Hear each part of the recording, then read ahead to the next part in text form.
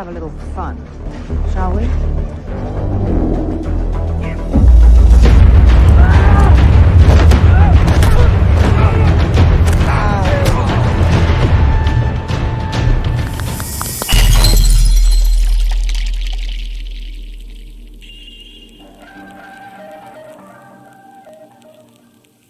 Check. You guys are both sounding great. You look beautiful. All right. Welcome back to the Westworld Theorycast. My name, of course, is Justin Thomas from TopShelf Fandom, and we'll be filling in for Axel this week, my co-host today. And every Wednesday are Jenni and Brett. Today we'll be talking about Westworld Season 3, Episode 6, A Decoherence. You can find out more about the DVR Podcast Network at dvrpodcast.com. Please do take a moment to write a review and subscribe. It really does help us out, and you could become a Patreon at patreon.com/DVR. Let's get on with the show. Hello, Jenni. Hello, Brett. Let's act like I said Sith a bunch of times for 6. Yeah, see how jumpy that one is. How are you guys doing today? I'm good. How are you? I'm good. I'm doing great. Awesome. How'd you guys like the episode overall? I really liked it. I was mind blown afterwards. I was like, this confirms so many of the things that we've discussed earlier this season. But I was really excited about it. I enjoyed it quite a bit. How about you, Brett? It was crazy. It was insane. I loved it. Just so much going on, a lot of dialogue and a lot of action. You can't ask for more than that. So it was great. Yeah, I said on the after show that this really brought me back to season 1, but with even more action. So there is the commentary out there that it started off with a little bit of a whimper, but ended with a bang. I kind of disagree. I kind of think that it was a solid episode. We are dealing with, first off, right off the bat, we do see William in his therapy session. We'll start there, and we will move on and try to keep it as linear as possible. Justin Thomas can keep it anything linear. So we will start off with this therapy session, continuing this trope of therapists suck. I don't have time for you, Caleb. Call your dead buddy. Or, I don't know why my phone is on. And this is now a result of Rhea Bohm's information being let out. Any thoughts on that? I'll go to you first, Jenni. Well, one of the things that Axel and I had talked about this a few weeks ago on an episode about did William turn bad because of Westworld, or was he bad to begin with? And one of the things that Axel had said was maybe he just needs a little therapy. So your comment about therapy just made me laugh. So anyway, what was the question again? Well, we see the Rhea Bohm information hit the therapist. It does speak to her opiate abuse and as well as her infidelity. Mm-hmm. It was funny because, they were in the whole group session, and then her phone kept vibrating and she tried to ignore it. And then she, excused herself and she walked away. But when she turned back to him, they weren't in the group session anymore. And there was no definitive moment when it switched from a group session to a single session, which I thought was odd. But yeah, she had all those missed calls and messages, and her husband basically at the end of that scene telling her he left her and don't look for them. So that was crazy. Yeah, she's probably good at more time for opiates. Yeah. Right. Yeah. Terrible.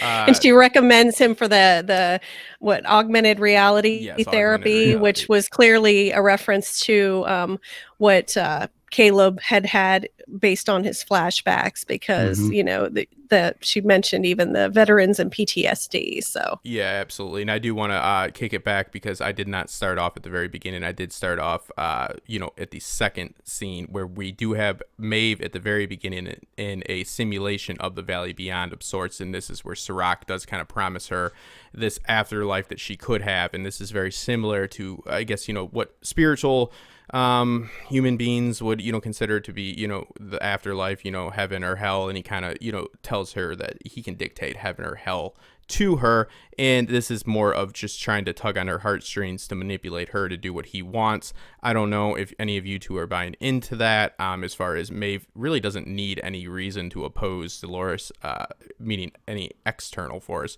Internally, she's already, as I said in the episode last week with you guys, philosophically and in an ideological way opposed to her. Well, I think this is just more of the same kind of interaction between Serac and Maeve that we've seen, and it's I don't think it's doing anything for him. You know, I don't think he's selling the point that Maeve, wants to buy. But it seems silly. It seems trivial that he just keeps harping on that one thing. Like that's like all she, and yes, that was like her cornerstone or whatever you want to call it. But like I don't think she's like I think I said last week, I don't think she's buying what he's selling still. Like she doesn't want to die, but like, hey, she's lived her whole life in these loops and people beating her and killing her and everything else over and over and over again and keep waking up. I mean, how is what he's considering to be hell going to be any worse than what she's already lived through? Yeah, it's almost like I'll put you down nicely. And what's to stop her from making a deal with Dolores, who's the one that actually has this information for her daughter? He can't offer her it. It's like Dolores has a better deal for her, possibly, in theory. So, yeah. Go ahead, Brett. I agree with that. And I think that Maeve is already figuring out how to defeat this guy. I think ultimately that's going to be her plan, is agreed, not to defeat Dolores, but to defeat Serac and go from there. Yeah, he seems to be the hurdle that they both need to overcome, but for different reasons, and then they can deal with each other. I said this off air to you guys. I feel that this show does much better when they let the host deal with their internal strife rather than their external, because these antagonists seem to be subpar, inept, to say the least. It's just, and we're going to get to some good theories later on and maybe we'll do another intro for Brett's series because they're excellent, but like a lot of times viewers in my opinion, tend to make more creative, more intelligent ways to explain why these antagonists are doing what they're doing, because we really just can't explain it any other way. Unfortunately, last season let us down with Carl Strand. We'll have to see with Serac. So yeah, we get this promise. The one thing I did want to point out is that when she was in World, again, she was honing her skills, and it's always important to take note when a character demonstrates a new skill set. Maeve was able to put her hands on Hector's temples and bring him back. I have to believe that'll, there's no Chekhov simulation yet, but that's the first time we've seen this, and we've seen a few new things introduced, as we will get to, I promise, in a linear fashion. Well, it's because she was basically part of the computer, and so was he. So she just like, What I'm getting at is that if that were to happen again, because Serac's one trick in his very small bag is the simulation, is he could do that with a Dolores, he could do that with a Bernard, they could do this with others. So like we've seen this demonstrated, exhibited, so it's just worth a note. Any thoughts on that new skill set, or do you just think it was just a one-time use, Brett? Not specifically that skill set, but I think that she's just kind of broadening her powers. We saw her control hosts telepathically last year. And so far this year, we've seen her control automatic weapons, various technology, and evidently this new way to, or also inside the simulation, she can see outside of it. Yeah. So it's just more examples of how she's just increasing in power. Yeah, and she when she saw Charlotte crush the pearl and she screamed, the lights flicker and the alarms start going off. Yeah, she has this, like, her emotional distress causes like electrical interference, and that's something that, yes, it's very much so. It kind of, I don't know if there's a connection here or not, but like a Witcher, with Ciri, if anybody watched that, like, her scream is like, like that chaotic scream that like busts the earth wide open. I kind of got like a little bit of that vibe. So yeah, we see her convince everybody to do Aikido with her, a very fun martial art for the screen, a very useless martial art in real world. But yeah, it's very pretty. And she's like, drop your guns, come and do some flashy Aikido with me. And I've got an intro for us actually that I made all artsy, feeling ambitious. So yeah, enjoy that. I hope you guys did. You already saw it. So, and if you're on the podcast, make sure to check out my channel, at least for that little part. That's where my heart and soul went. Then I lost my smile forever.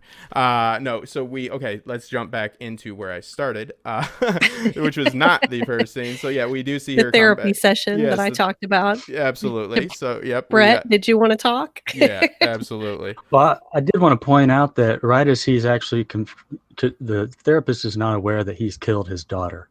She thinks that they, were both a part of the same massacre, but doesn't know the details. And right as he's actually sharing the fact that he killed his daughter, she's not paying attention. She's looking at her phone. That's when she's learning about what's happening with her family. So it's almost like he's trying to confess to someone and no one is still there to listen to him. Right, because even at the end he said, that's why I don't belong here. I belong in a pine box. And then when he looks up, she's staring at her phone. Yeah. Sobbing. I think that's a little meta commentary on the real world. And I think also there was a big focus on this hand this episode of him taking that glove off. We know that he injured his hand at season 2, episode 10, The Passenger. We have a few connects from that. We can timestamp it that we can at least assume this happens after, which we could assume anyways, but with how Nolan throws all of his storyboarding, index cards on the ground and says, turn it into a story. There, do you want us to place that in a linear fashion, sir? He goes, nope. However it laid is how you shoot it. Yeah, and then they'll put it together. So no, I think that it's important to take note of that because we'll wrap around at the very end and talk about Bernard meeting him and reaching out his hand. It seemed very, very intentional that they did not show that hand again for whatever reason. But yeah, we see this idea too that he spurts out that humans are a plague on the world. It's a very nihilist approach to life, to say the least. Any thoughts about that existentialism? Jenny or Brett? Only thing I can think of is I was trying to figure out if they were still on Earth the whole time he was talking about Earth and how they have exhausted all the resources. And, eventually he does refer to this planet, like being on this planet on a pile of ashes. So I think they still are on Earth. But that's the one thing I was thinking about are they still on Earth? And if they are they still using it in a tangible fashion, utilizing its resources, or are they in a simulation? Which I know, Justin, you hate to hear that, but I was curious if that, if his dialogue fit one view or the other. No, absolutely. And I only hate to hear it when it's not backed up with any type of information or at least evidence for it. So which you, my friend, are not amongst those. So we will get into Brett's theories later, which are some good ones. So it is an interesting aspect of the story, and it's an interesting commentary on life itself and how we do seem to suck the life out of the planet. I did go ahead and do some pointless research into this to see, like how parasitic we are. And yeah, not great information I received, but also I don't really find to be too much more than we all kind of already know. That, we aren't the best, but we're not the worst, in my opinion. So we move on, and, it is important to take note that one woman just stands up and starts crying during his speech, which is like, he just shows that he's just like such, I don't know, that was funny to me. I don't know why, maybe it shows how horrible person I am, but she just, he just totally like, maybe that's why it wasn't a group because, like Jenny brought up, there's this part where there's like this hard cut from group to not group. I don't know, maybe they just forgot to show him getting drug out by the ear. I just thought that was weird. It was weird. Yeah, it was a weird cut. So we move on, and we do learn that we see Charlotte Hale with Nathan, as well as Jake is the boyfriend's name, right? Yeah, it's her ex, I think. Yeah. But did we didn't talk about when he was restrained on the table and his blood was drawn and all that craziness? Oh, we're going to get into it. We're going to get into it. Yeah. The main threads here are Charlotte, which is one of the Dolores, William, Man in Black, and then we have, the whole thread with, you have William, Charlotte, and then what am I missing for our third thread here? Maeve. Maeve. There we go. Yeah. Yeah. So our main threads are Maeve, Charlotte, and William. So as we go through, we'll just try to touch on both of them. We've seen where Maeve starts off. She starts off in paradise and gets the promise of paradise if she follows, the master's plan. We'll talk about how much of a master he really is in a moment. And then we see Man in Black in therapy trying to get himself right. And then we see Charlotte in the real world, supposedly, because, again, I don't have any proof it's the real world either. We see her with Nathan, and we see her also with Jake. And there's this hug, and there's this show of affection. And we have an interesting commentary about how this host, this Dolores, shows more affection to Nathan than Hale ever did. What were you guys' thoughts on this? This kindness towards humanity, that a human, using the verbiage in the vernacular that has been set by us. What do you guys think about that? Do you think that that's where do you think they're going as far as story-wise with that? They could be going a direction of if Hale is an example of someone who was just kind of playing out her loop, almost like she was also just a slave of the system, as opposed to these outliers who have free will, who actually feel emotions. Maybe they're going the direction of this Hale bot is actually closer to someone with free will and emotion compared to the old Charlotte Hale that maybe did not have, was absent of emotion. Yeah, she has no prior connection with this child whatsoever, and she is playing a role like a spy or a sleeper agent of sorts, and she's in there and she's somehow showing more affection towards this child than the birthing mother of this child. So it's I guess it's not really a great commentary on humanity, but I find it to be, is she just playing the role too well that she thought she's supposed to play, because she envisions humans as these people that would love their children? But again, the paradox with that is she hasn't been shown humans that seem too empathetic or sympathetic or anything like that. So, it's on that line of, real love or, just faked, projected love. What'd you think? Contrived. Yes. What'd you think about that, Jenny? I was a little surprised, but not completely. I mean, as we have mentioned several times, each of the, as you like to call them, the Dolores, I just call them Doloreses or Charloris or whatever. But anyway, each of them has become a different being, and that's even brought up in this episode twice. When Charlotte brings it up to the original Dolores, and when Dolores is in the basement talking to Maeve, and that was the one that was in Martin. It's brought up again that that they have changed from what they were before, and I know that I don't know. I assume that she must have programmed the information from Charlotte Hale's book into the Dolores that's in her, but it also has those Dolores characteristics. So she's definitely like, two different people kind of combined into one person, and she's becoming this other person as a result of that programming. But I think that she actually is better than either of the sum of the two parts is better than either of the parts that went into it. And I think that I liked that she felt so much for her family, but it was the thing that gave her away to Serac. Yeah, I like it, how realistic that would be given the circumstances of Dolores' interaction with humans, in the very, very, few moments she's had with that child, I find to be questionable, but at the same time, the narrative overall I enjoy, because But how much of her own, 35 years after she was created, or however many years Dolores had been running that program, how much of that experience do you think she necessarily put into the programming for the replicas, or do you think she used a more original version? because she didn't want them to try and take over from her, or you know what I mean? Like how much of how far developed was the Dolores that was copied and put into the other hosts? Yeah, there seems to be the implication, at least with their behavior, whether it's plot convenience or it's, actually a solid fact that these do seem to be more immature. And the original Dolores, like back when she first met young William, she was not the same Dolores that we had, last season.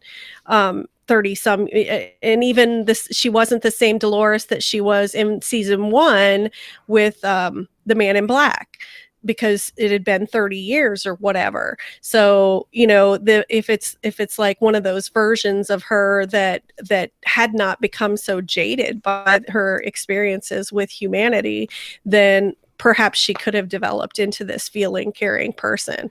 I don't know. Yeah, my my approach to it is, if there is an exception to what's happening, it should be elaborated on. If there is not, then we're good. Since there has not been any of this backdated Pearl information given to us, right? But we've seen this exhibited, and it is what it is, because I brought up about it just makes you wonder. Yeah, because she didn't why did she have to sell herself on her own idea with becoming Hale? I brought that up. I was very heavy on that. So I'm with you. So, but it's again, it's if it's not, if it's just a rule, then no reason to say so. If it's the exception, you probably should bring it up. But then again, it is Westworld, a show we love, and a show that has many flaws, but brings us deeper conversations. And who you were at one point in life and who you are now, we get to see a great example of that we'll get to in a moment. So speaking of Dolores, we will go back to Maeve, and she asked for a little bit of help at the end of that little pointless, as far as I'm concerned, negotiation with Serac. I think the less he is involved with her, the more likely she is to do something that he wants, in my opinion. But she says she wants some help. So what? Maybe the reason that he's so dumb with the hosts is because he has no frame of reference for dealing with them. He has Rehoboam to tell him what all these people will do, but he doesn't have anything to tell him what these hosts that are off their loops will do. So maybe that's why he's so dumb. Yeah. Also, I mean, when it comes to the hosts. It seems dumb overall, but yeah. Go ahead, Brett. I agree. I agree, though. Yeah, I agree. He's kind of out of his league when it comes to handling these robots. He doesn't really know how to handle them. He has no experience. Yeah, because what was it, the Milton Bradley that I struggled to get to last episode? It's motherfucker, I made this game, and they're just playing in it. But it's it feels with the data in which he's expecting to get from Delos, he's already had some. Come on, man, step it up. That's all I'm asking, Serac. So, Brett, who do you think these pals are that Maeve has asked for? I think one seems to be Hector, and I wouldn't be surprised if the other two are her friends, Clementine and Armistice, or somebody like that. But honestly, I haven't really given it much thought. I'm just waiting for them to unfold the story for me. I assume it's just some friends from Westworld, but who knows? Yeah, we do have verification due to screenshots that the one code in which is put in for the IDs is in fact Clementine. The assumption of Hector is there. I don't see any solid proof. We do have those screenshots from episode 10 of season 2, in which that SH2058702 is in fact Clementine. So we can expect. I thought it was the CP one. It wasn't the CP one. Ooh, yep. Nope. Yep. That we don't know if that's Armistice. That's one up for question. The CP is CP01248. And that 3193. So there you guys go. Clementine Pettyfeather. There it is. So yeah, the one thing they do with that is they give the obviously the initials, which is are they giving the initials for the other people or not? But it didn't match up, because remember I told you that we had both looked at it, but one of the ones is CH and it was Maeve. Yeah, that's what I'm saying. The rest of them don't match up. Clementine does, but The rest of them don't have to. They It's might, but they don't have they to. don't. Yeah, they don't have to. It's not like we can't define it by this initial. Because there were two HC? There's an And HC32 and an HC19, And which is Maeve. even Hector, his last name is like Escatone, or I believe that's what his last name Start is. with a C. That's No, all it doesn't start with a C. Escalante. No, I'm pretty sure it's Escatone. Yeah, I don't know. I'm pretty sure it doesn't start with a C. That's all I know. So yeah, I mean that's just such a Nolan thing to do, is to make one so it's like to give us this trend and then it doesn't follow for the rest, and it just makes our heads explode until Brett comes up with a theory. So please give me therapy, Brett. So all right, so she's asked for some pals. We can clarify that one is Clementine. I think that's pretty cool. I spoke about this with the Dolores, that this opens up the door more so for these other characters to come in, not less so. People were like, oh, so we won't get Clementine. It's like, you wouldn't have been happy with Clementine as Hale or Collins or any of that. You need actually the actress to come in. So yeah, I'm very happy with that. That seems like it's going to be cool. So they step up the Man in Black's therapy, since he's making people run out and cry during his group meetings. This is very Aldous Huxley. This is very Brave New World. This implant is shown to be very painful, and it is also a injection of one of my favorite actors, Jonathan Tucker. Very, very good actor in a great show called Kingdom, and a lot of stuff. I was happy to see him. He played Craddock from the season below. He is like kind of like I don't know what you'd call him, like a patient, like he's like a nurse. I don't know. How would you guys classify him? Which one? The one that was drawing his blood or swabbing his mouth? The one that comes and gets him. It's Craddock. Oh, I don't know. I don't know that nurse, actor. Sure. Yeah, nurse. Yeah. So yeah. Yeah, or some kind of orderly or. Yeah, orderly. That's what I was looking for. Yeah. So if you ever worked in anywhere that practiced eugenics, and then shame on you. And you might know the proper verbiage for it. But yeah, it seems like a pretty shady facility where they're changing people, and we do see a very much so parallel between what happened to Caleb and the small amount of flashbacks that we've got with him, and also with the Man in Black. So he's having this palette that is said to be painless in the description at Insight on their little website, but it didn't look painless. One of the reasons I think that shit looked like it hurt. I think that a lot of that has to do with they need to really they need to show you the mental strife in it is a visual medium. Over here making faces. Yeah, I'm just saying, like, it's like, why? Because people are wondering, why did they make it so painful? It's like, because it's like such a violation to do to somebody. So like the pain and the screaming, it's like the sound of those little screws sounds just like the dentist drill. Yeah, they can justify high-pitched noise. They can justify as being painless because right after he can get an hour of Desert Oasis. So, in that sense, nothing is painful. Nothing they'll remember, at least. Yeah. Right. Yeah. Yeah, you're not responsible as long as nobody can hold you responsible. Yeah, very good right there. Yeah, there we go. Now hey guys, let's jump into the business. Let's get in on this. Yeah, no, shame on anybody that's ever worked for any eugenics. Not a great thing. So we see him being seemingly put into the system. We have to, take this as something that we need to apply to Caleb, probably next episode. We do see that, this has been foreshadowed. So they definitely, to me, I got a little bit of the vibe of, especially even with the opiate addicted cheating therapists, and not shaming on cheaters or opiates or anything like that. Hey, do your thing.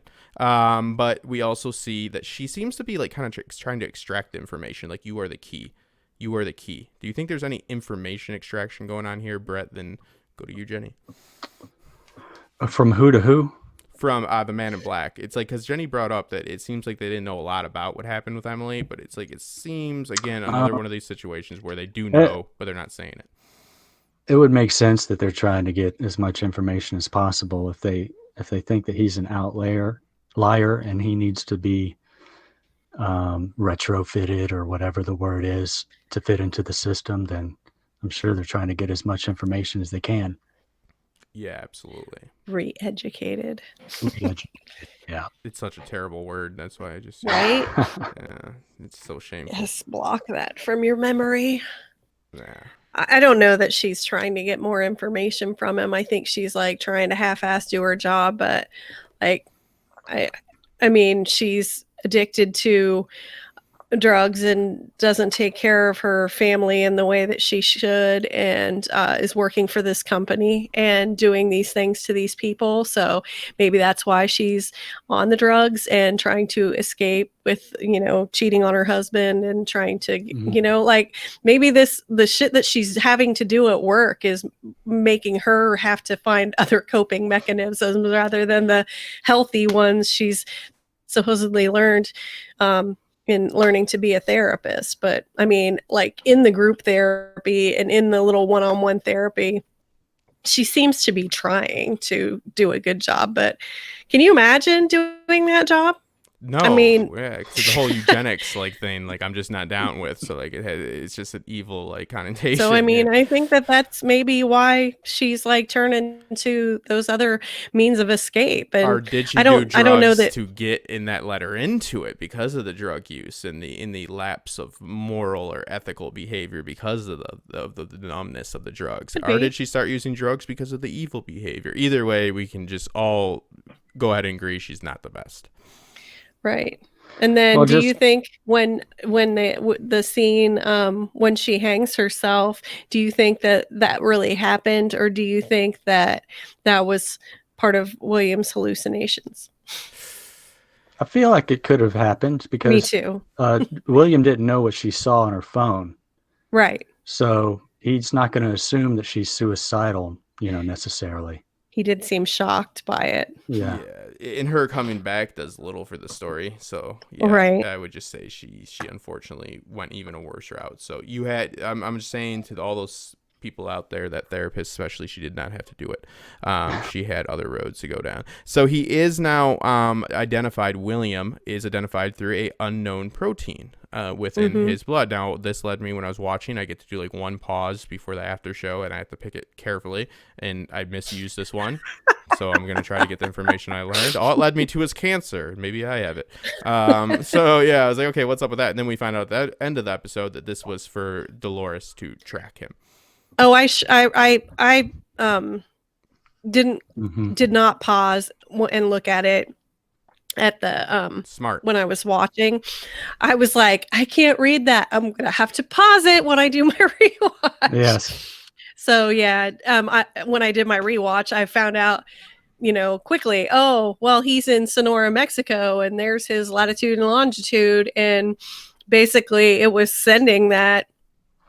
It was transmitting that data. So like if I had stopped and read the screen, then I would have known sooner probably. But yeah, but no, it was a total waste of my one pause. Because you've got to have you're on schedule. I get one. Well, I have a theory about this. Because I was just kind of assuming Dolores knew exactly what facility William was at, and would it make sense to put a tracker in him? Maybe that's not the case, but it could also be that the blood tracker could see. She could have put the tracker in his blood to see where his blood data is being sent to. I.e., she's trying to figure out where the database is that has all the outlier information. Oh, so when they put his blood into that machine or whatever, and it pulled up, let's see, tracing data transmission recipient server detected. That could be a way for Dolores to see where that recipient server is, and that could be a server that has like all the outlier information in the world on it. Yeah. So that could be the explanation for why she wanted to put that tracker in his blood. Because any access that's gained through that blood, it could be like this Trojan horse of sorts that is put into it.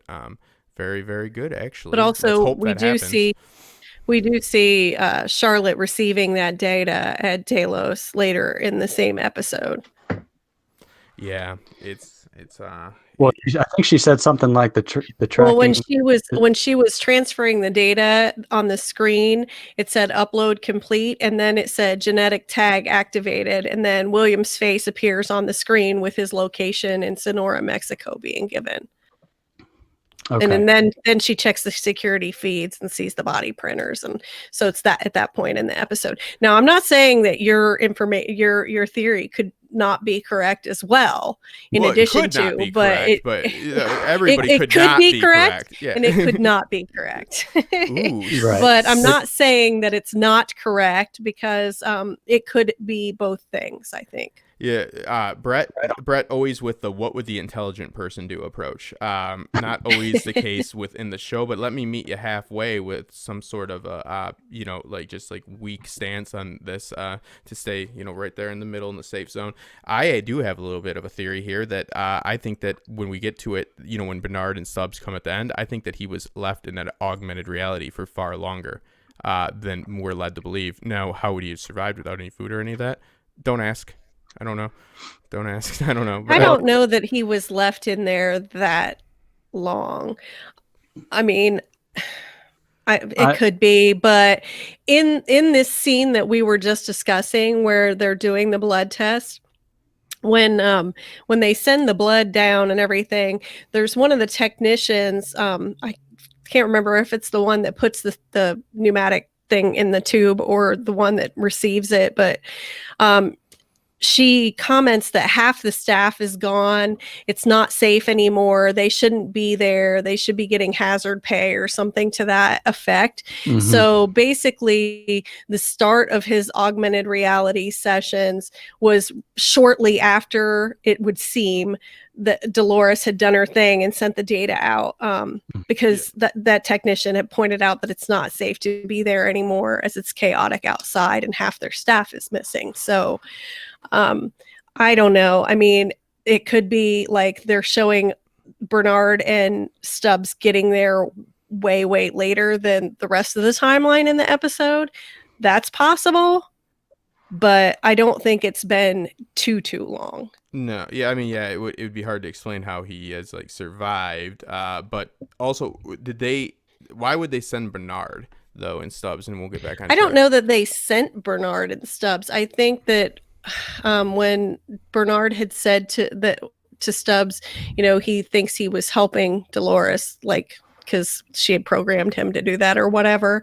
It was like toward the end of the episode, week before last or whatever, was that last week? I don't know. They all are running together, but I think that was the week before, because last week he had been with Martin Bot, and Martin Bot took him to, or showed him, the re-education centers. And I think that Bernard had found them or whatever, and was like going to them. And maybe this was the first one he went to. Maybe it was the third one he went to. Maybe it was the 16th one he went to. So it may have been a little more time, but I think he went there because he was supposed to go there, because Dolores and Martin had basically told him to. Yeah, and the only reason I think that something's up with it, and this could lead to, and we're getting to Brett's theory in a moment, with the simulation, and this is me conceding to this to a very small extent. I got to keep a little bit of my pride here that's driven by ego and hubris. But we don't notice the focus on the hand throughout this episode. He doesn't have it in the augmented reality, right? He has his fingers in that. Now, anytime we see him outside of that, he has. Does he have it, or does he have the glove on? He has if he has a glove on, or if he has no fingers, but he doesn't have a glove on, and he has all of his fingers in the augmented reality, as far as I've seen. So what we see at the very end, and if you're not watching this on video, what I'm doing is I am reaching my hand weirdly down. I can't turn it like that, but like, this is Bernard. This is how they shoot the scene. Reaching, and like then he wiggles his finger for a moment, because he's waiting for the man in black to reach up to him. My opinion is they don't want to show us that hand, but they want us to wonder about that hand. Watch that scene again. He is sitting there. It is so awkward. It's like reaching your hand out to shake somebody's hand, and they take like 2 minutes to do it. It is very, very much elongated. It is very much, like drawn out. He is sitting there, and he even twiggles his finger like, come on. It's like, come on, buddy, come on. No, I'm serious. It takes a long, long time. And then as soon as it's about to happen, they cut the black like that, which would lead me, God, because I can't do selective research, so there might be a little bit of this, meaning Bernard and Stubbs are still part of that augmented reality. And this is still him in a simulation. He's not out of it. He didn't come out of it because it cuts straight to black when this happens, before the hand grabs. And that's the hand that would have had the missing fingers. Well, for the record, I'm going to roll with that's real. Bernard and Stubbs really did show up. Until I'm win proven when I concede to the simulation. This has happened so many times. Every time I concede to the simulation, it's never in the same way. Well, but good. No, good. I love it because at least I can still be opposed to it. Brett, I'm sorry. No, please go ahead though, because go ahead. I'm sorry. I'm not a huge everything is a simulation theory guy. I think obviously we've seen some scenes that are in a simulation this season so far, but I'm not the whole thing as a simulation believer, really.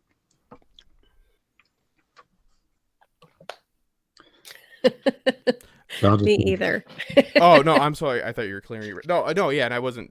Yeah, I was just saying that you at least embraced it a little bit more. Like I hate any aspect of it, so like this one would drag it on more. So yeah, I don't know. Rewatch the scene, guys. It's the very last scene, and see if that seems like they deliberately cut to you. Right before that, his hand comes up, which would, I think, the only timestamp and only indication of when they're in that augmented reality or when they're not is been that hand, because that's the only time it changes. So if he were to reach up and have a full hand, then we would either have to believe we're looking at this from like a mirrored angle and gets into all that, or it's still some sort of a simulation meant to extract data from him. But we will move on from that and we will get into it. Yeah, no, I wasn't saying that you think everything is a simulation. I'm just like so anti-simulation that I find it like clouds my mind, and I'm at least accepting of my ignorance. But yeah, I try to step out onto the plank there. It didn't work out. When we talk about Maeve, I will give a theory about her. Absolutely. And let's talk about Maeve. Let's talk about what she's doing. She is in the facility, and she also comes into direct contact with a Dolores, and we will get back to Charlotte after that. How'd you guys feel about this? Again, sit down. Every bit of this show since season 1 has been therapy, in my opinion. It is always them sitting across from each other in chairs, talking to each other, and we see that she meets with one of the Dolores. We're under I think, Brett, this was your theory, and let's give Brett a big round of applause, and that I'm being serious about that, because in the past week, it was your theory, correct, that Pearl was salvaged, right? Yes, I did believe that. Now, I believe that Dolores was the one that recovered it instead of Serac, which you thought it delivered to them in the hangar, right? Which I still actually, that still does tie into a theory that I'm going to give later. So I'm still open to that possibility. But we're basically told that Serac was the one that recovered it. And yeah, I'll take credit for that. Sure. Why not? So what we see here is then Dolores being able to talk to Maeve during all of this chaos that's happening during Charlotte Hale's little escapade within there. So what we're doing is we're looking at a face-to-face with the opposition. One has promised her paradise, another has shown her, any lack of accommodation whatsoever, and it's kind of like, she's not really in a great place, Maeve, but I would agree, or at least pose to you guys, that they definitely need each other. It's been so clear that they need to work together and they need to get through this. But we do see the first destruction of a Pearl that is so visceral and finite in this episode, with the killing of Hector. And I want to go to you first, Jenny, on this, because we see Hale systematically walking through this system and crushing these Pearls during it. And I don't know if it was off air or on air when we see her. You said that visceral scream of terror that affects the electrical system around her. But I thought it was very potent. I thought it was very effective, and it adds so much to the story because we need stakes. We can't have this shit of them always just surviving every car explosion and stuff like that, because then it's like, what the hell, like what is on the line here? You know what I mean? Like, if they can't be disposed of, if there's no threat to them with this QA that seemed to be the stormtroopers from Star Wars that flunked out of stormtrooper school, and then they get picked up at by the QA or whoever the security forces are. I've never seen an amount of incompetence that I've seen within the security forces of both Delos and Serac. They are just bumbling fools. But yeah, no, get some guys guys that know how to at least shoot, like, somehow. I don't know, man. Like, do something, because these guys suck. But yeah, so what are your thoughts about this little conversation that they have? And then we'll get into how they got into that conversation, which is, of course, the combination of power in the combination of Delos and insight fully by Serac once he gets Charlotte abducted. But we do have this sit down within Dolores or one of the Dolori, which is the recovered pearl. Right. And when I watched it Sunday night, I didn't realize initially that was Martin's pearl that had been recovered. That went over my head initially. And I was like, why is she? Because I was thinking it was going to be a Dolores that was just somehow saved in Westworld's system. Excuse me.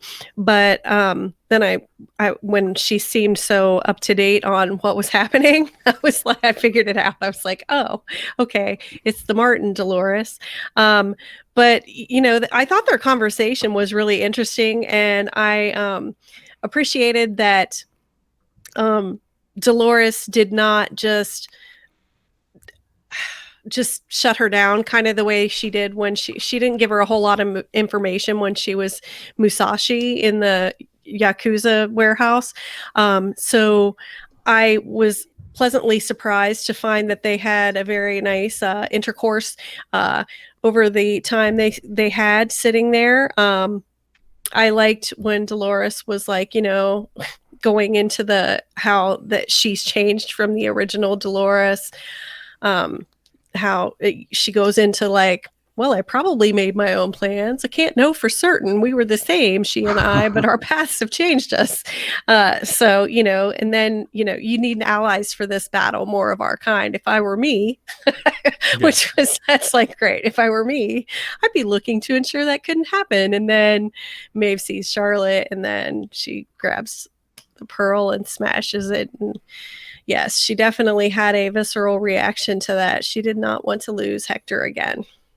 Yeah, and I'm going to take it to Brett because, there's a little bit of fan theory going around, and I think a lot of it has to do with want of this, and I want it as well. But, one of these hosts could have been a Hector that she created again, so that means Hector would not have been definitively destroyed. Me being a guy that doesn't really like things that take too much, I think that it was very important to kill a character that means something to the audience, because you have to have stakes in the line. And I know it sounds nasty. I know it sounds like something that a lot of people don't want to hear, but to kill Hector, actually, that's kind of like that's an easy out in all actuality. I agree with you. I think there needs to be stakes on the line. I just don't think Hector was killed here.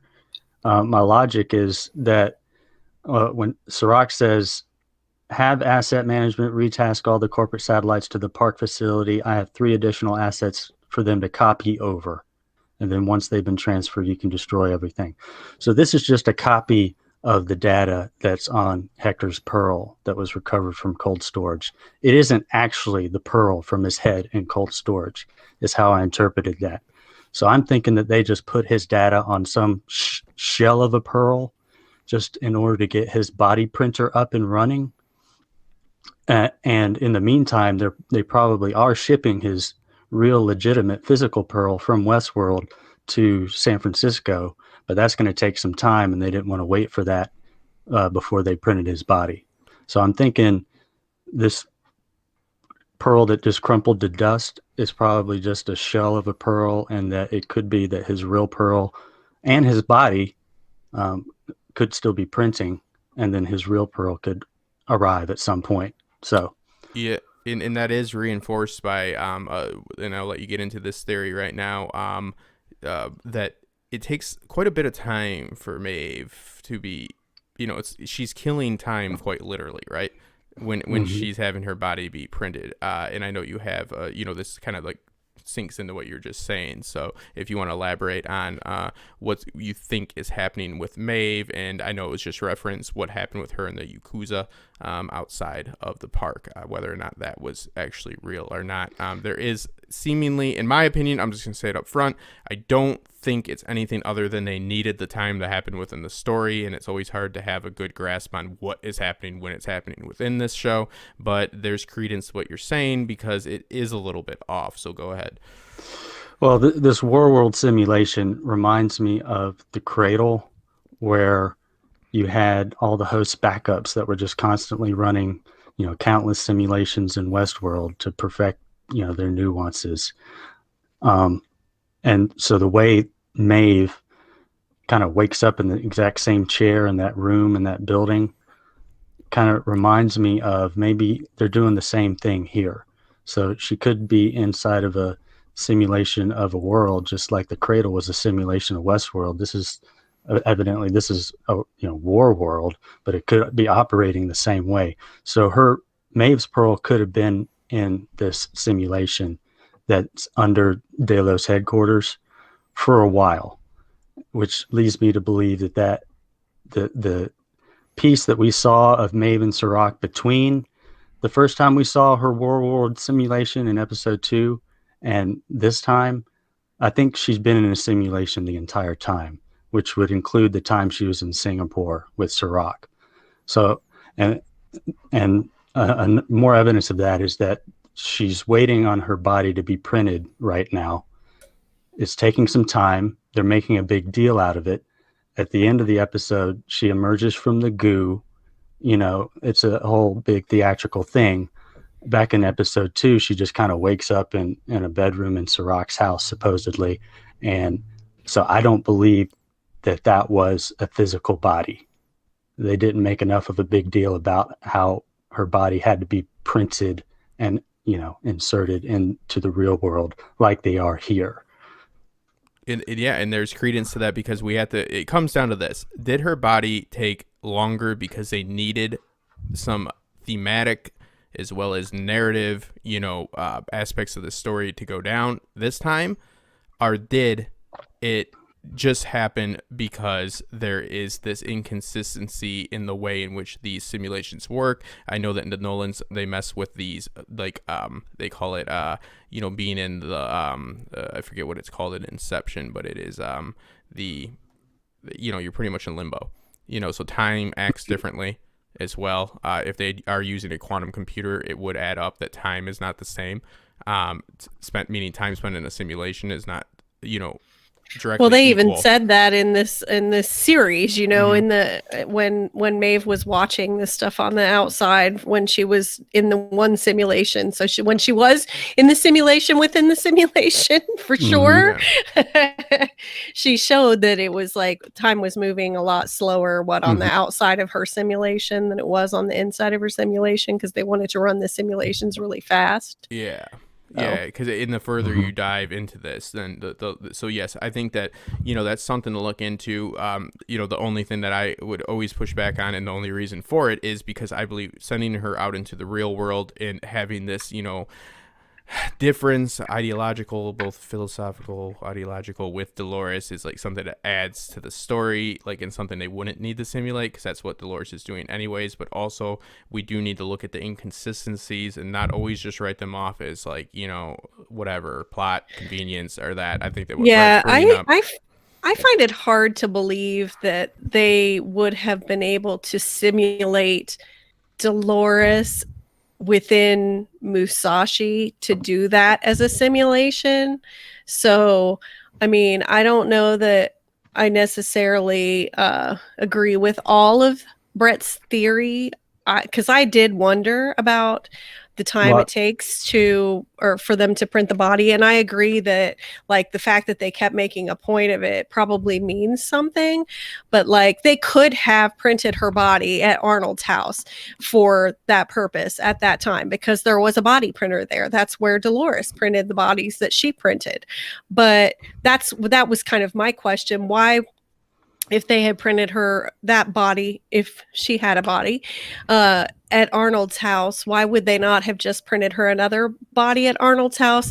And additionally, do they not have any of the tech that Delos has, and apparently the not EMTs have, to just like seal up wounds and do things? Like, because they would turn around the hosts quickly when the techs were working on them, when they had been shot and killed or stabbed or whatever mutilation had occurred to them. The techs would just use that little laser thing and heal them up, and they'd be fine. So like, why couldn't they have just done that? Like it just seemed weird to me. I think it again comes down to incongruous. Yes, it just comes down to the fact of, did we see the bodies be printed because they needed to just showcase before the bodies are able to be printed, and they didn't show us interactions that happened between that time, like you mentioned before. In all fairness, Jen, that it seemed like an odd cut from group to the single session. So with Westworld, I almost said Westeros. Westworld, we do have these circumstances, where it's like, okay, these are odd cuts. So it's like, did they? Because they really this put a time stamp. The ticking time clock is the plot device in which they're utilizing here. Meaning everything's means more when there's this ticking time bomb / time clock. The stopwatch that's going. So we're watching the progress of this body being built 73%. Blah blah blah. Like she's there and there's stakes on the line, so it adds to it. So are they using this for plot convenience, meaning like they need it to take longer because there's no control during that period for Maeve, she needs to get back, or is there something more to be taken from this? And I'll say this to you, like I said to you last week, Brett, and I know that you got a few more theories. I love your theories because at least they're backed up with this is more than I want. There's every reason to wonder this, because before we've seen just with a snap of a finger. Yeah, they're there. So it's like, so what's up with this? Why is this different? And the same thing, even, look at my hand theory. It's like, I think something's up because I didn't show a hand. You know what I mean? Like I don't know. I think that's actually pretty weak. That's weak sauce on my part. But, there's certain things that you notice they're focusing on, like in the first scene, like with him, like really like, rubbing his hand and making a big deal out of it. And then he definitely has no hand issues. But same with what you're just saying there, Brett. That's what makes this fandom so great, is that you brought into all of the reasons why, like, okay, well, this has never been a thing before. So like I always say, if it's an exception to the rule, they need to make something out of it. So I'm with you on that. Even again, I don't know why they would need to simulate what happened, but again, Serac has shown that he's not really in the loop, all puns intended, as far as how he knows how these hosts are motivated, right? So like maybe he did think he needed to send her into the real world or the proposed real world and simulate a situation where there would be, especially with a host she had no interaction with Musashi, that there would be this her recognizing that this is going about in a way that she would not agree with. Maybe he thought, when we're about to get into it, going back to Hale, I said I'd say linear, not sticking to it. We have the situation in which Serac seems to be not really understanding how to properly game or motivate Maeve, like he was with Philo. He was able to do that like nothing, but these hosts, he seems out of reach. So for me to say, why would he need to do that, is also, you could play devil's advocate against me and be like, well, why is he going about this in any way he's going about it, Justin? Because he has not been going about it in a way that shows he is that familiar with the way in which the host operates. So I think that definitely, I don't know if they put them in the notes on your guys' website or not, but look into Brett's theory, because I think this adds a lot of credence to it, and there's something that we should all look out for. And it's also in a way that doesn't ruin the whole story. So I will stand on the no real world simulation, but again, I will give all of the transparency that is needed to say that why would I think Serac knows what's going on when I've been saying he doesn't know what's going on? That's quite the hypocritical stance, which I only try to take once or twice. So yeah, going on to the Charlotte Hale abduction in the middle of the street. It shows that chaos is ensuing. We see the drawing of the maze or spray painting on the wall. We see, this is something people are using for evidence that this might be a simulation, or they're in a, some form of a park. I take this as as soon as we start to question our existence, as soon as we start to question as a culture, we create art, right? Like we create a lot of the same primordial symbols in this sacred geometry throughout time. We can find these in crop circles all throughout time, like the Game of Thrones primordial circle and all that, that the White Walkers made. These are just like things like humans tend to do when they're questioning things like throughout time. I take it as just like symbolic of they found themselves living in a loop by this information released by Rehoboam, and this is just symbolic for they are now trying to understand their own life, so they're spray painting these things on the wall. Plus it looked like the Insight logo. Yeah. And they have to be familiar with that. That's a good point, Jenny. Yeah, so it doesn't even need to get as deep as primordial circles. They know what the logo looks like. So yeah. So see, it's me overthinking it. Yeah, there we go. Yeah, we're leaving it in. So yeah, no, but I mean, yeah, people do create symbols over time. Though I stick by what I said. They yes, do. I win. Yes. I'm the good one. Yeah. But on the more simple front. Yeah, on the realistic, pragmatic, what's actually fucking happening stance. Know what the fucking logo looks like, Justin. So, wow, see, that's what happens when I try to be profound or you overthink things. That's why my videos don't get out on time. Because it's, I'm like, oh, well, big primordial circles. Pseudo-intellectual nonsense out of my mouth. Common sense out of Jenny's. Okay. Thank you. All right, let's move on. So, she's taken and she's brought into Insight's lair. Well, Insights now, formerly Delos, they changed the logo, which you just spoke of on the TV, so I remember that part.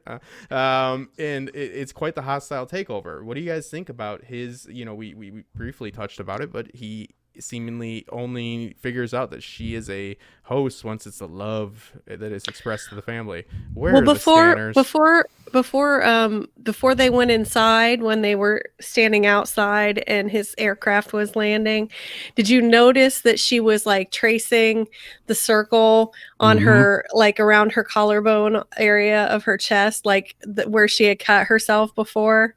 Did you notice that, Justin? Well, I noticed she has tics when she gets stressed and nervous. It's body dysmorphia. But it's like she does that thing on her wrist. She did that when she was with Jake, and then when she was waiting on Serac, she was doing it here. And I was wondering if she had actually like dug her nails in and cut herself underneath there again. It's the symbols I'm talking about, Jenny. Yeah, this is where this plays in. Is that we as beings, as conscious beings, those self-aware, the bicameral mind, the bicameral man/woman creates these things, as I said, so profoundly. So anyway. Go ahead. Yeah, I noticed. As body you were... dysmorphia. Yeah. No, she when she gets those tics, she tends to trace what looks like to be Rehoboam and all of that into there. Yes, I did.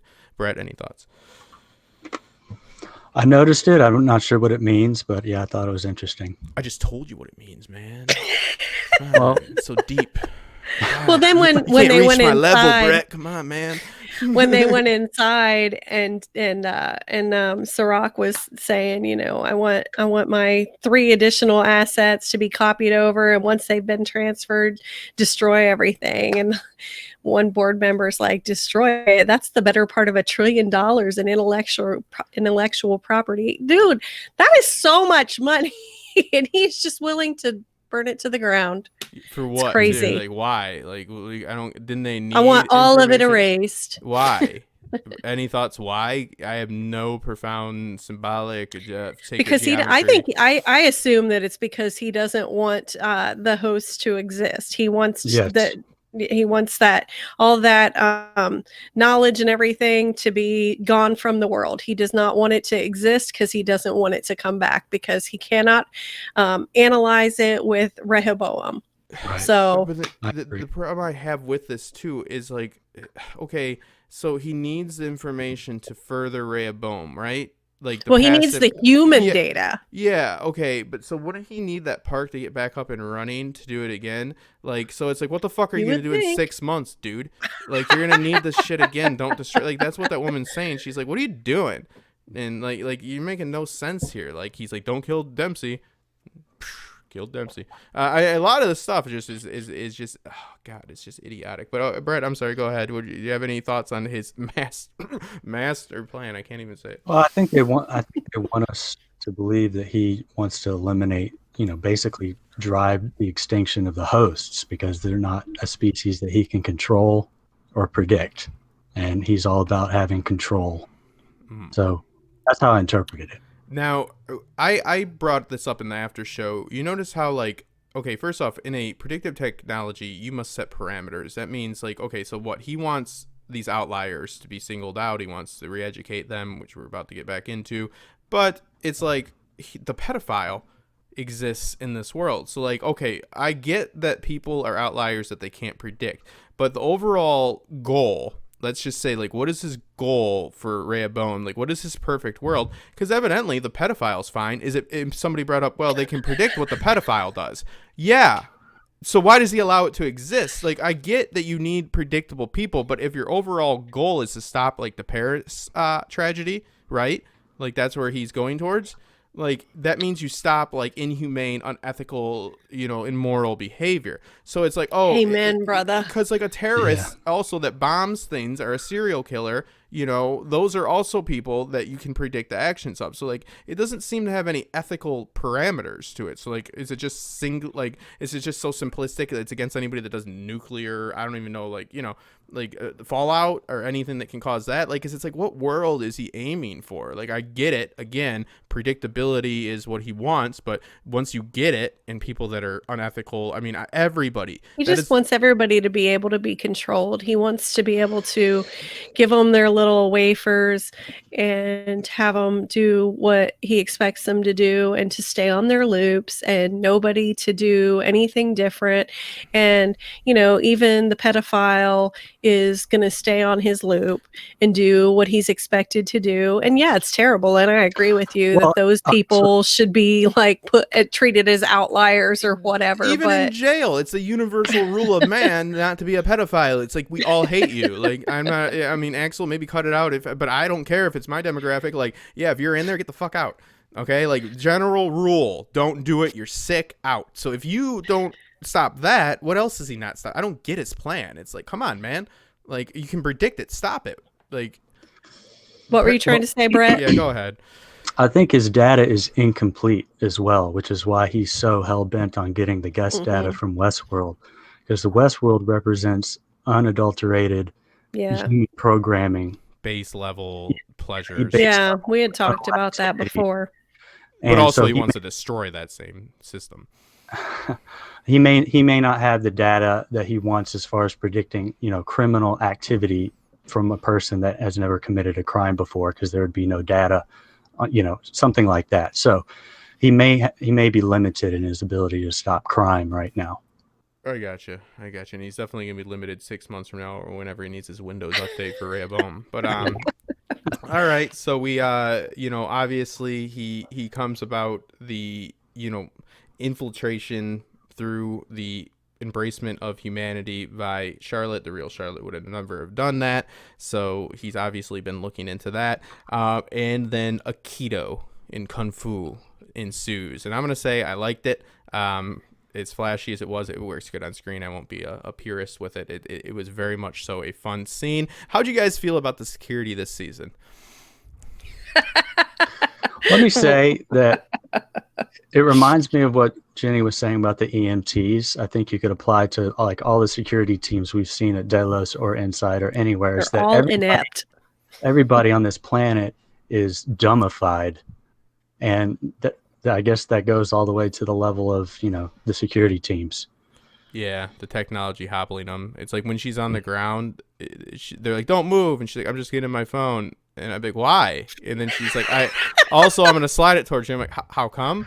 Like, I mean, and it's sad to say, I'm not even there's been so many horrible incidents within the last, whatever, throughout history, but especially, documented lately, of police being over aggressive in some of these situations. One specific one being a hotel where somebody had a BB gun and it ended up being shot, unfortunately, where you see like such a fear that they're unable to like hold, any type of control over the situation. So like one wrong move, like giving directions that are so elaborate and like Simon says this and that pretty much that if you even like try to pull your pants up, you might get shot. So in this age, she's like, okay, I'm going to move a little bit though and then slide this phone towards you. They're like, oh, that's good.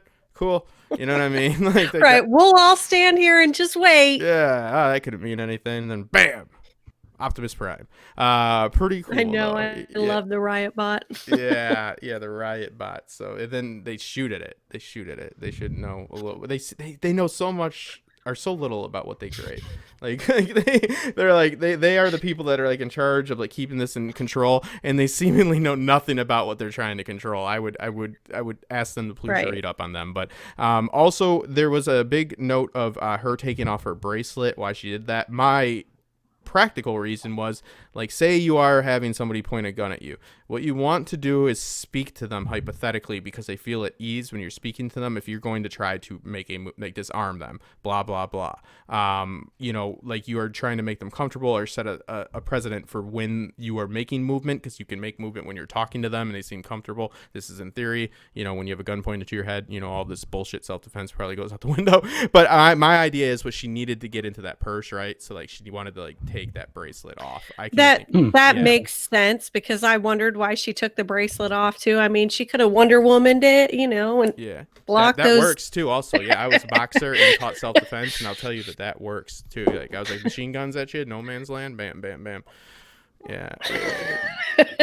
Brett, any thoughts about that? I just thought like making movement to explain, because she needed to also get in that purse. So it's like, okay, like do something like normal that is not threatening to them. Show the but the guards, the security people, were the morons who fucking put that canister out there on the fucking table. Yeah, I know. Now, when she put her hand in the purse, she probably did activate it.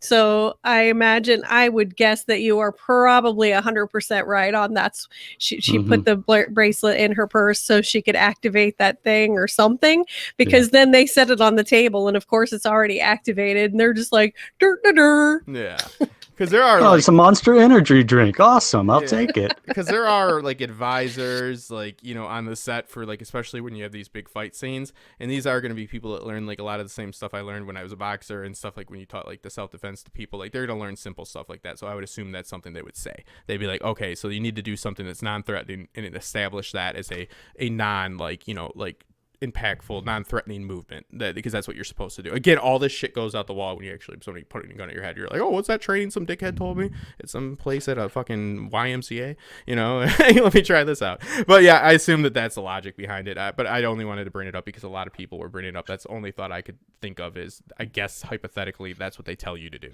is to make movements that are non-threatening to them, get them used to those movements, and then make your move once it's done. We'll move on from there to more Aikido, scarf wearing, and obvious, very, very buff, especially that in the elevator scene. Man, that stunt actress for Charlotte, for Tessa Thompson, man, she was a beast. She was definitely, I would not tango with her, especially in an elevator. I'll tell you that. But the fighting was cool, and all jokes aside, like the stylistic, stuff is what works. It's not cool just to hit somebody and break their nose and then move on. It's like, definitely have a badass Aikido fight. I liked it. But we have also, this situation in which we're looking at, okay, what makes us us? Are we determined by this information that Rehoboam is bringing to us or not? And we get the perfect, situation in reverse with all of the Williams. Bravo to Jimmy Simpson. So happy to see that gentleman back. I heard he had to take time off of Broadway to do it, but he still did it. And we get all of the... Yes. I'm glad he was there. Yeah. He said, but I'm being a stage actor. No, he's very talented. He broke the news that he was coming back in season 2 to me first on Twitter. So that made... Oh, wow. Yeah. I got the front page of Reddit. It said, fan asked. I'm like, please put my channel. Man. Yep. Yep. Thanks, Vanity Fair. Anyways, and everybody else, you know who you are. I could have put a link. But anyways, yeah, so good guy. But I really liked it because like we all have this idea that like, that this ties into Westworld in so many ways about like conditioning, also like what makes us us, right? Like the Dolores, as they call them, like, how they're, distinctly different after just a few different variations in interaction.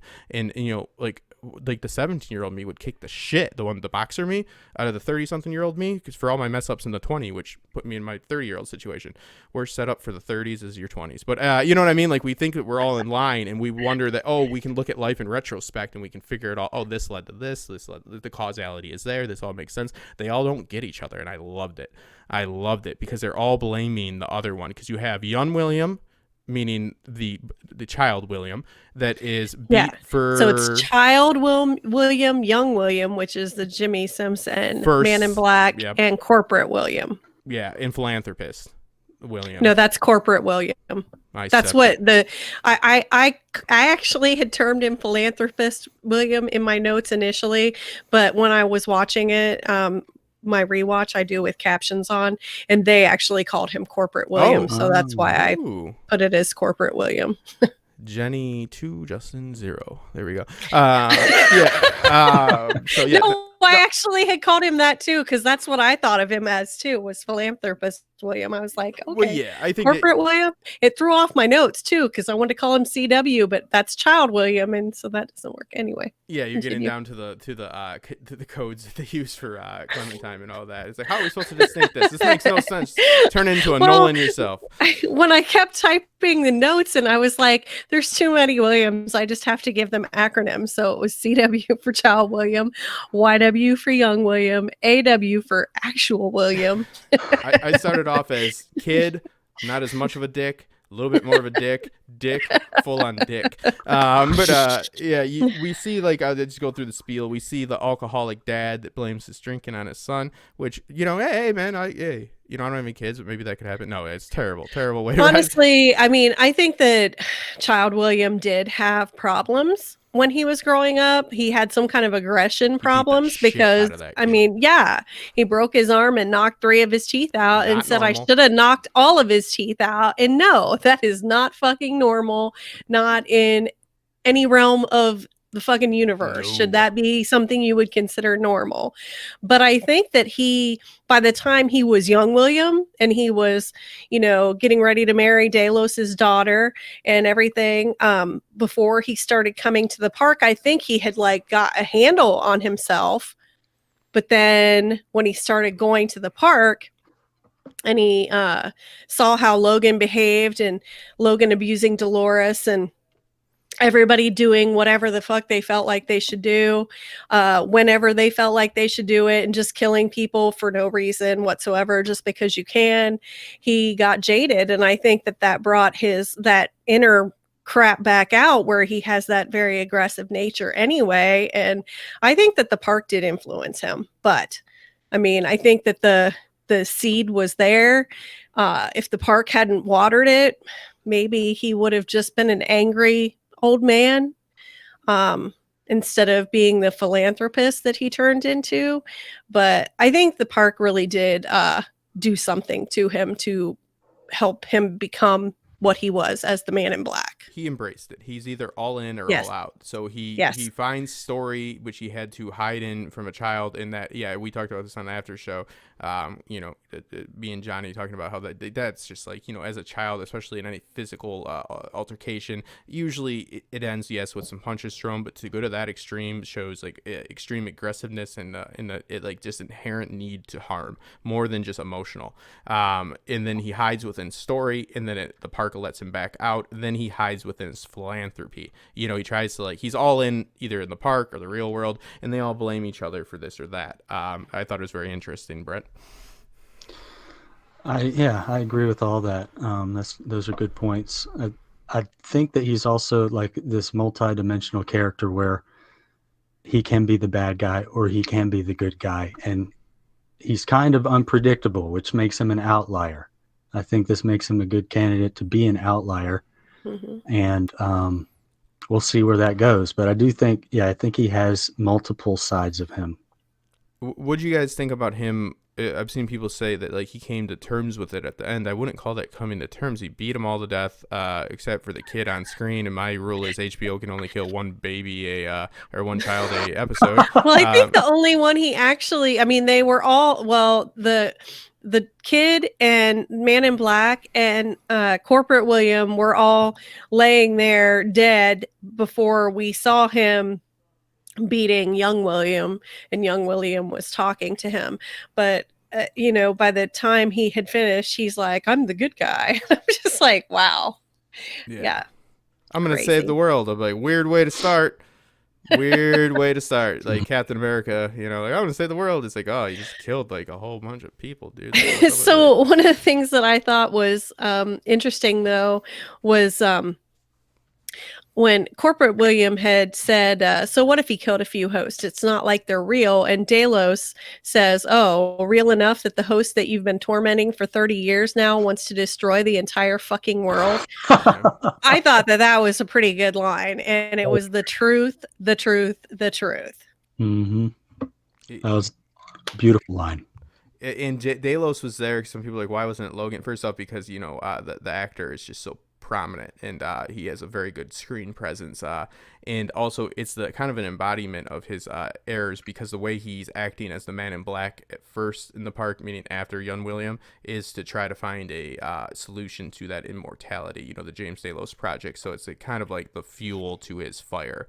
It was his motivation, or at least what he said his motivation was, to do the actions in which he committed. So I thought it was perfect. I thought it was like such a great reflection of how we think that we have such a finite idea of who we are as a person. Our emotional spine is like this like sturdy thing that never fluctuates whatsoever. It's like, man, we are so fickle. I mean, I will change opinions sometimes in this podcast. So I thought it was a good narrative, and again, another flipping it on its ass as far as Westworld goes. It's like, oh, you guys think that you're human, you're special, and you can't be changed, though they're changed because of coding. It's like, you don't even need coding to be changed. Look at all this same person disagreeing and fighting amongst each other, literally beating each other to death.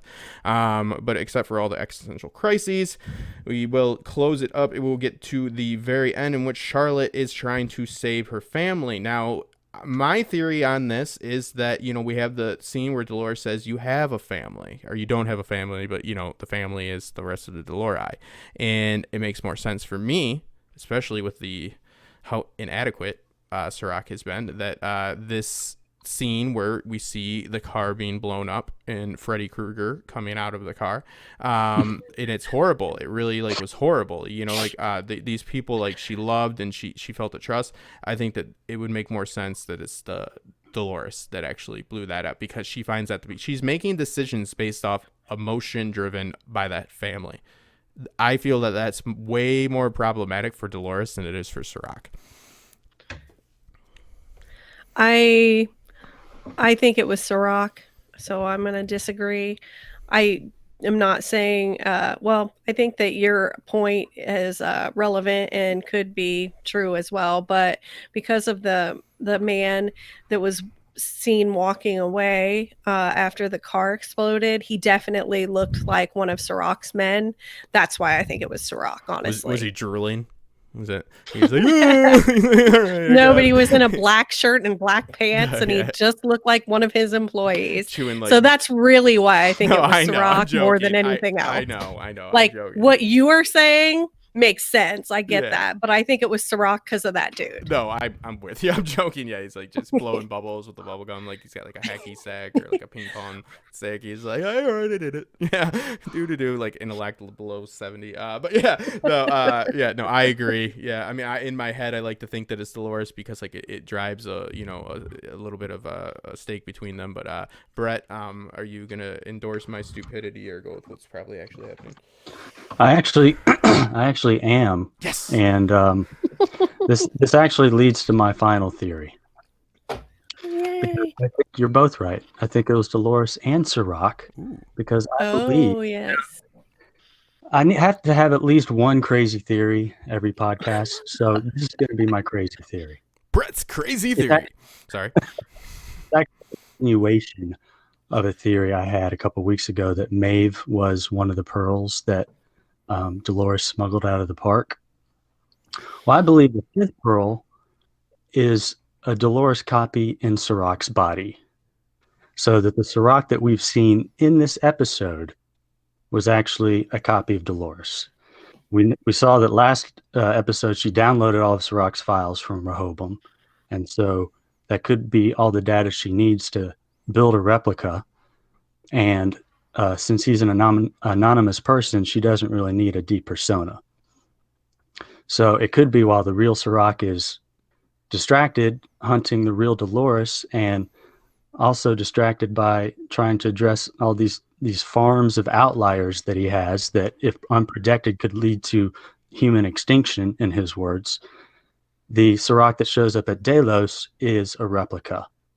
This would make sense if Dolores had Maeve's pearl and was the one that put it in the simulation underneath Delos headquarters. So she's been running Maeve in a simulation to kind of train her how to deal with Serac. And she builds this construct of Serac that's talking to Maeve, and Maeve finally says, well, I want help. So Dolores decides to get Maeve help and decides that it's finally time to bring Maeve out into an actual body. So it would make sense. Now, I know, Justin, you're kind of questioning Serac's behavior throughout this episode, but to me, it makes more sense if that's actually Dolores, like controlling, if Dolores was in Serac's body or at least controlling all the details of what's happening here, that would make more sense to me. Because she's getting more hosts made, and that's what she wanted. Yeah, she's getting more hosts made. It would make sense that she already has control of that facility underneath the headquarters. Plus, she's got all that fluid at the Yakuza warehouse, if that's true. Yeah, all the right. There's a few little things that indicate that she might be controlling the part of Serac. They are little things, but I'll just roll through them real quick. First of all, the conversation she had with Halebot at the beginning of the episode, she doesn't even seem phased at all that Serac is about to take over Delos. Like, I would think that's a pretty big wild card to just kind of let play out unless she already had control of the details that were going to go down. Right, she's just like, get the host printing software or whatever it was she asked for. Right. And you would think that at this point she's already downloaded and copied any intellectual property that she wanted to keep. I mean, she's made hosts. How does she not have the host making software? Yeah, I don't get that either. So that could have been just something that I think she was also kind of testing Halebot throughout this episode too. But she would have no problems with destroying all of the hosts in cold storage. As she stated last season, not everyone deserves to make it to the Valley Beyond. So I don't think she would have a problem with that. Would Serac intentionally put Martin Bot's Pearl into the simulation with Maeve? Because doing that, those two could talk and reason with each other one-on-one. It makes more sense to me that Dolores would want to be in there, or a version of her would want to be in there to reason with Maeve. That line about these violent delights have violent ends, that's kind of a throwaway line. I don't remember hearing like any real people say that. I always interpreted that as like a host to host, like secret line that they said to each other. But yeah, that's just one of those minor things. It could be that Serac knew that line. Well, he could have heard Ford say it because Ford said it, but continue. And he knows about the uprising, and they say it to each other as like a trigger. So he has data from then, I think. Also, how does a robot not detect the difference between a hologram and a real person? That's what I've been saying. Yeah. Strange, unless Halebot were built and programmed not to be able to read that correctly. If Dolores had built that into her not to be able to see that. Which why would they? And then the big one, like Dolores has seen Halebot slipping away, the attachment that she's grown with her ex-husband and her child. She needs this emotional connection to cease so that Hale can get back to being the badass killer Hale. So she has no problems blowing up those members of her family in the car.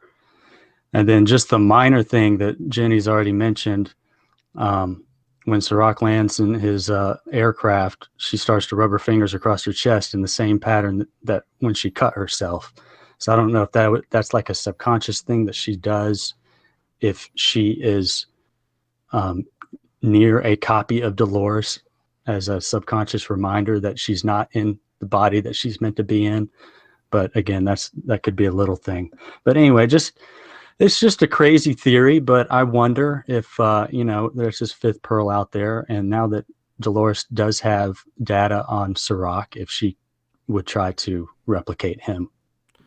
Yeah, I mean, I actually don't think it's even that crazy. I think that it makes I like a lot of that theory. It actually, it keeps with character motivation and goal. It keeps with the characterization of these characters. It keeps them more stable. Meaning like Serac is a super genius. Like this makes sense for why he's not acting like a super genius, and everything that's happened would put the Dolores that is in Hale's body dead set against Serac. And you're right about the about the interrogation. It's like you think that she'd want to be hands on for that one. No room for error. So yeah, no, I like a lot of that, Brett. It could, yeah, and it could go the other way. Hale could actually hold Dolores responsible for putting her in that situation instead of like That's where I'm going with it. it could, because she said that line about how you're not the one risking your life out here. You Yep. threw me into this mess. Yep. So it could be, it's a logical plan She for even her asked about Martin. Mm-hmm. It's a logical plan to try to get Hale to blame Serac for killing her family, but that could actually come back against her. And Yeah, I Hale think could that hold her she's going to blame responsible. Dolores. I Yeah. totally am with that. I like I said, I think it was Serac, and maybe he is a Dolores clone. Who knows? But the blame can go to Dolores no matter who did it, though. But yes, Yeah. I definitely think that Charlotte's gonna blame her in one way or another because of the fact that she put her there and when she wanted to leave. Well, yeah, I think that we're gonna close it. Wow, that's damn good job again.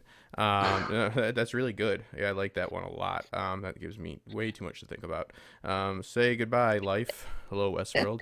But no, that's really damn good. We'll have to cut that into a separate segment. I'd like to thank you guys. You know, we'll go around to final thoughts. My only really insight is that I think that it's very clear that Caleb is going to be. I am blanking on the exact episode title. It's something has to do with one of the pawns that is unstoppable. It might be unstoppable pawn, but it's a chess reference. It means that the move I've been of this mind. Whatever Caleb does once Caleb is revealed to us as well as himself about his past and who he is not going to be something that's going to be controlled by Dolores nor Serac. So it's going to be a decision that is made by him, and it's going to either sink or it's going to, make them swim. Meaning, like, Dolores is going to have to hope, because it's seemingly there's no reason for him to have been with Dolores this whole time. There is a screenshot of when Dolores, from last episode, not this episode, but genre, in which she's in the bank, and Caleb doesn't show up. It's just she's walking with Dolores, but he's walking with Dolores, but Caleb is not in the picture. So it seems like he's the untrackable one, not Dolores. Caleb's the untrackable one. So he's like the wild card, and I think that Bernard and him work together in the sense of Bernard's the only one that can bring back Dolores if she perishes through memory. And Caleb is going to hopefully make a decision that's advantageous for the Dolores, and she's kind of staked it all. And this all kind of relies on something I don't like. Meaning it's like a Ford's master plan thing. Everything's been foreseen. Everything's been predicted, and they know all these cards. And do you think we're going to see Ford? Probably, yeah. Not in this. I mean, we'll definitely see him again. Well, I mean, we only have two more episodes this season. Do you think we'll see him in one of those two episodes? Vision, yeah, like through Bernard or something. Yeah, I think so. So you think it'll be like a flashback? Yeah. You don't think it'll be like him coming forward in Bernard's mind again? No, I mean, it's gonna be more meta in my opinion. Like the embodiment of him, the embracement of his ideals. Yeah, I hope we see him again. Yeah, and it's like called that. Past Pawn is the name of the next episode. Yeah, so that's like you were looking for an unstoppable. I'm not a chess player, but I believe it's a. Me neither. Yeah, I believe it means pretty much like unstoppable. Like to queen, the other person to take the queen. So, I take it as once that piece is in movement, whichever way it decides to move is going to be unpredicted and unstoppable for both sides. So I think it's all going to lean on what we see happening in his past, and I mean this both ways, like we will see it and it's revealed to the audience as well. So, there's two major puzzle pieces that need to be connected here. It's why Bernard needs to be kept alive, because that's been overtly stated, and why Caleb needs to be kept around. Both of that needs to come into play for this season, at least, to tie up. Those are your two moving pieces. And actually, really, a lot can go on in between that doesn't even affect it, as long as, these two moving pieces seem to be the things that they know are very, very important. So I'm excited to see it. And hopefully, Caleb, whether he's a host now or was a human and now just a re-educated human, I do believe he shot himself in the head. With that whole somebody beat you to it. I believe he might have shot himself on that pier. I believe he could have committed suicide, and they pretty much, conditioned him, or whatever you want to call it, brought that type of person back. That's not a bad theory. Yeah, I mean... Or he tried to commit suicide, but he still left himself barely alive or something, so they reconstructed. Yeah, absolutely. We talked about this on the after show. My ex, unfortunately, her brother did that with a 45. It's something that happens, and yeah, he could tell you stories that were relevant to what you're talking about. And then if you spend enough time with him, though, you'd realize that all those stories were like stories. He only had so many, but he could like have them so they're applicable to anything. It was very like, sad, but also like, there was like this cognitive function within him that was still there. And he was just a totally different person, but survived it, thank God. But he's definitely a completely different person. And, there's all these studies of this brain trauma and stuff of people not dying from these things that by all means, science says they should be gone, but changes them completely. So I'm with you on that. Either he died from it, or it's a situation like we're talking about that it altered him. So they chose him to do this or that to put him into play. So somebody's got him into play. Which way he moves next episode is going to determine a lot. Any last thoughts, guys? I still think Bernard has got the key, and I think that Caleb maybe has some kind of key for the outliers. I like what you were saying though about Caleb, so that's really it on last thoughts. Thank you. No clue what's going to happen. Well, with Bernard, I do think he has the key in his head, just based on the season 2 scene, not really based on necessarily anything else, but just really don't know what's going to happen. Yeah, Caleb's been a complete mystery the entire season. He's obviously very important. Have no idea why, but it's just fun not to know and watch it unfold. Absolutely. Yeah. It's that whole idea that, if he hasn't done anything yet, but he's seemingly so important, whatever he does has, I guess it doesn't have to, but it would sure as hell help if he did do something very, very impactful. So, it's seemingly like we talked about, we won't rehash in the episode before, like even Dolores just looking back and making sure like pretty much this follower is still with her, because it's like dragging him along until he needs to do something is how I'm taking it. Because I've seen him do nothing. The picture, I'm looking at IMDb. I'm sorry for interrupting, but the picture that they have for the next episode is of Caleb and his robot coworker sitting on the beam at the top of that building they were working on in the first episode or the second episode, whatever. Yeah. So maybe we're going to learn more about. Obviously we're going to have to get some more information about Caleb this season, and we've only got two more episodes. So interesting. Yeah. So sorry for interrupting, Justin. No, you have to do it. No, I had such a great time with you guys for the last 2 weeks. Remember, I know it's been fun. I've been thankful to have you helping us out and getting to be on your channel as well. Yeah, it's been a lot of fun, Justin. The pleasure is all mine. I hope we meet again. And good luck in the wars to come. It's not a Miss Fire reference. No. Well, maybe we can join you after. I might could join you after the final episode. Yeah, I'd like to set it up so we could have like a round table for the finale. So both of you, open invitation to. Cool. We're changing the format around, so it does start right after. But trust me, you guys got it covered. Just me with my primordial. Well, and I can just sit here and bring you back down, Justin. Well, you see, sacred geometry and primordial circles mean this and that and this, and you're like, I'm just bringing you back to reality. I love it. Yeah, pulling it back just a little bit. Oh man, I'll be able to speak through my tears rolling down my face after. I know, because it's over. Yeah. No, it's always a fun ride. So I'm looking forward to the ending. I think that this season will end in a satisfactory way. Meaning, last season it was not too fulfilling for me, so I'm hoping they seal the deal this time. Make sure to subscribe to my channel, but also on iTunes, make sure to leave a 5-star review of any insight that you'd like to provide and so forth, and support on Daily DVR's Patreon. So it's Patreon/DVR. Thank you, Jenny. Thank you, Brett. We will see you guys soon.